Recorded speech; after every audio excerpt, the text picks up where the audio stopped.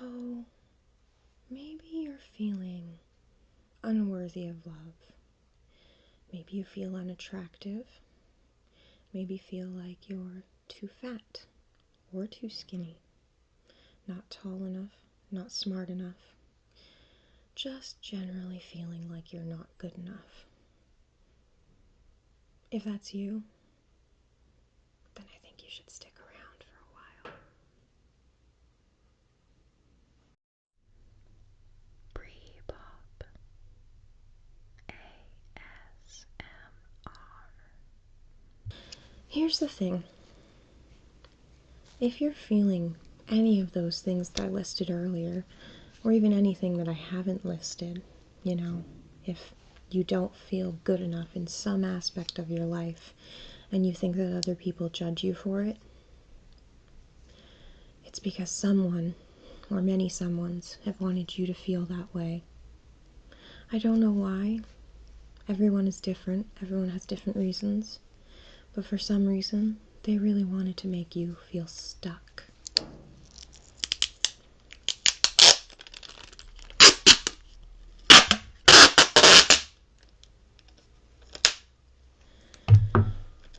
And I'll tell you what, sticky things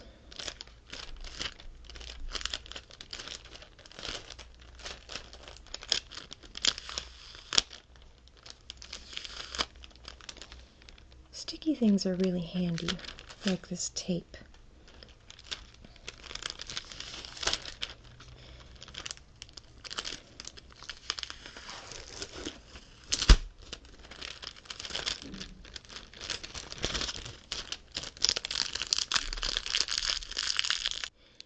Sticky things like tape and glue are really handy because they help us to do everyday tasks like taping something to a wall, wrapping up a present, gluing things together, making crafts with children, or even with our inner child.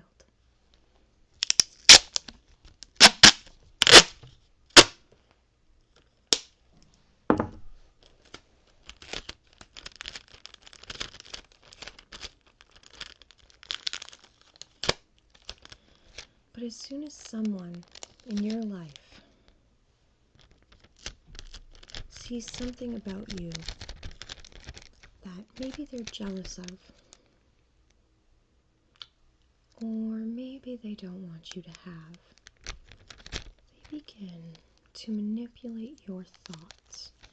And sometimes this starts in an early age. Sometimes it's our parents or other caregivers and loved ones who do it. And don't get me wrong, I don't think that everyone who does this is as manipulative as some people. I think that the true manipulators are a small percentage of the group. Unfortunately, we learn our behavior when we're children. We learn how we should behave towards others, and we learn what's okay to do in this world. So let's say we see our mother or our father putting a sibling down because that sibling likes to wear a certain color that the parent doesn't approve of. That might seem minor, that teasing, that taunting, or just simply telling them no. Let's say, in this example, it's a boy who wants to wear pink. There's nothing wrong with that. But the generation above us, and this applies to anyone, grew up with different rules. The world is changing, and it's changing at a rapid pace, and that's a beautiful thing. It's time that we recognize the cycles that we're in, and we break them.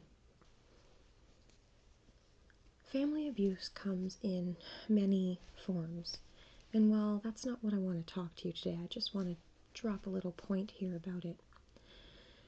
The thing that stuck with me the most when I was a child and I learned about family abuse was how they represented it. I was taught that it was a cycle, and it was learned from parent to child, and then again, parent to child, and parent to child. Well, that abuse was typically physical, that we were learning about. Mental and verbal abuse is prevalent, and it's time that we recognize that even well-meaning parents have said some things to their children that have left lasting scars. I can't say what they've done. Everyone's story is unique, and I can't say why they've done it. But more and more as you grow up, you'll find that it still happens, and it might begin to happen with friends, coworkers, acquaintances. Deep down, those people, they're sad that you're happy about something, even if it's just a minor thing. Instead of trying to build you up and share your happiness, because, trust me, it can be shared, they try to pull it down. They try to pull you to their level so that they feel better because they're not alone. And it's really sad that they're stuck.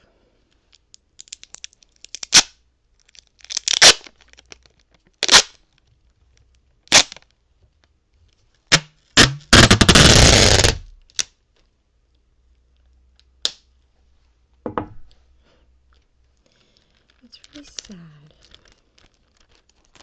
because they don't need to be.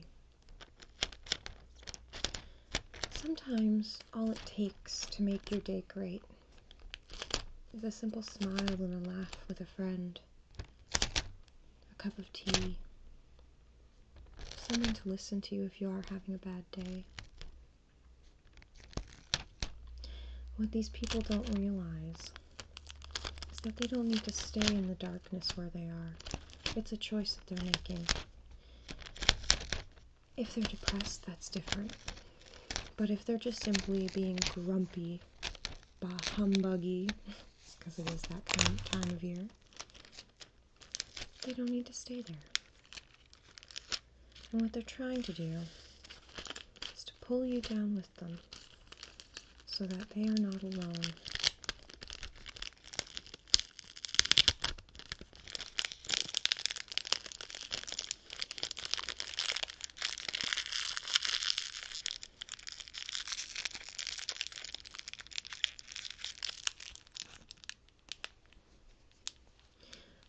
They may have told you that you're too fat.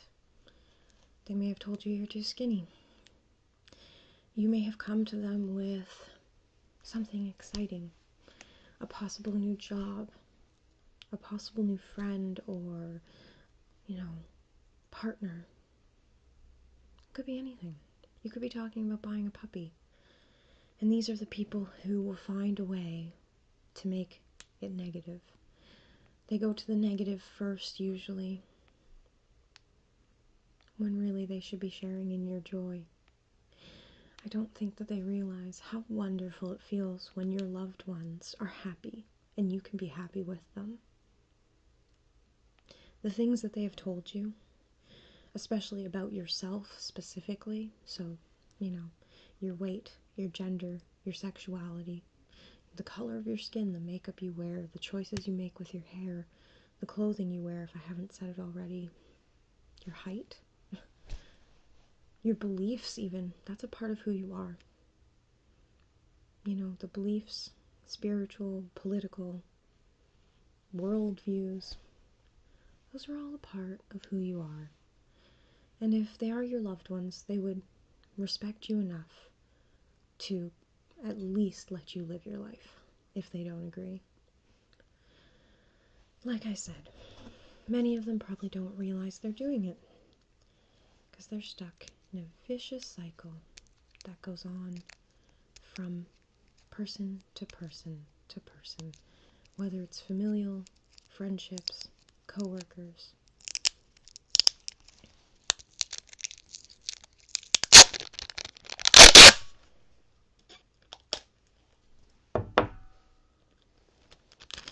They just keep staying stuck in that dark hole. And anytime someone finds something to be happy about, they see that as someone climbing out of that hole. And their first ego-based reaction is to try and pull you back down. You may have only made it one step sometimes out of that darkness, but they're going to try and pull you back down. And again, they don't realize they're doing it. Not usually. They're not truly abusive people. They don't mean to be abusive.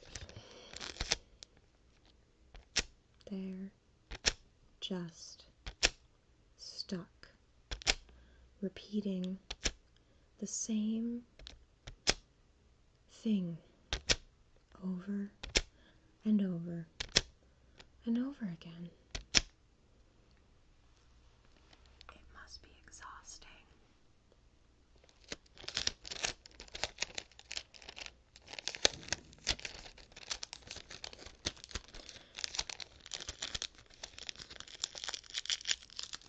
And then you're left feeling stuck too.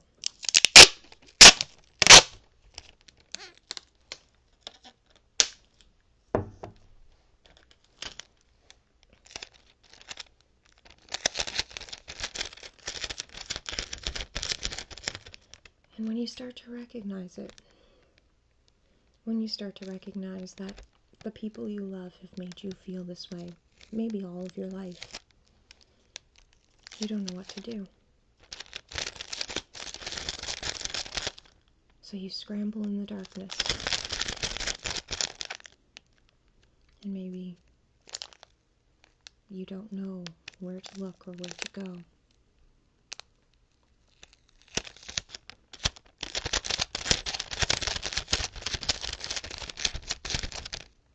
You might think that you have to give up and stay there, and that's how life is supposed to be. And so you stay in the darkness. Even if you don't try to pull anyone else down, you might still be there. You might be thinking, I'm not good enough. Why would anyone else in my life love me?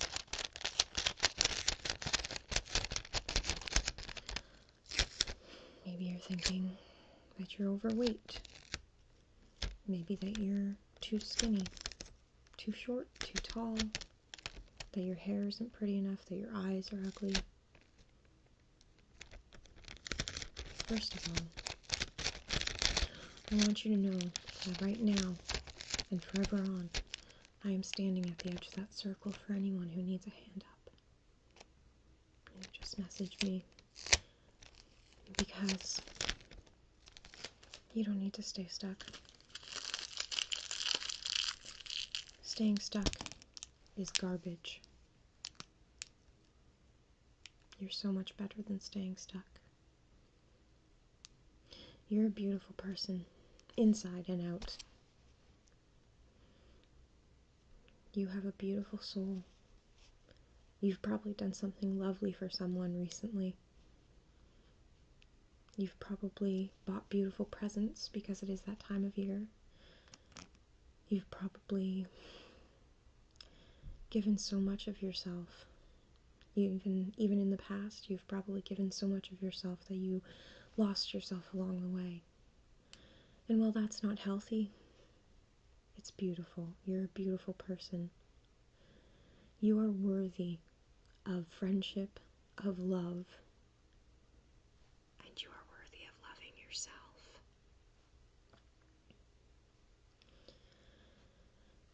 For now, I just want you to hold on to that you are worthy. You deserve love, respect, and kindness.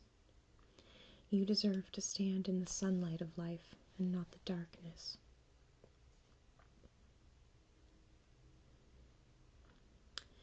You deserve to be able to celebrate your victories with the people that you love.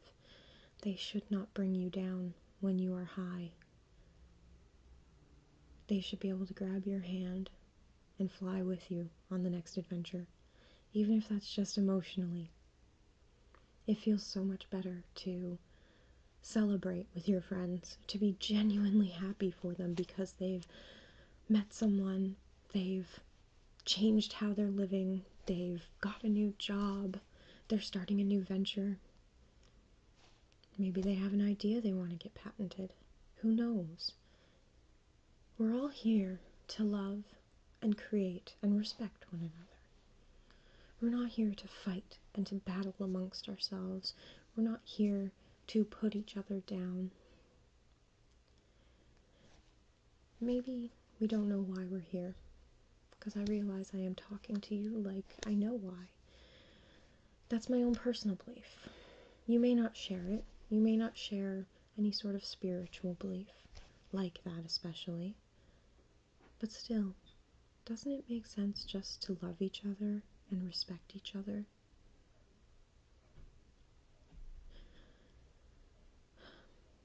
Please keep in mind that you are worthy, and I see how beautiful you are. If you need to, remind yourself of something you've done lately, something good that's happened to you. And if you have no one who will share that with you, you have me. You can reach me. You can message me. You can send me an email. I want to be happy for your victories too. Just know that I am, even if I don't know what they are. Because this is about succeeding in life. No one wins when we're all pulling each other away from the finishing line. There is no finishing line, really, but the goal line, maybe?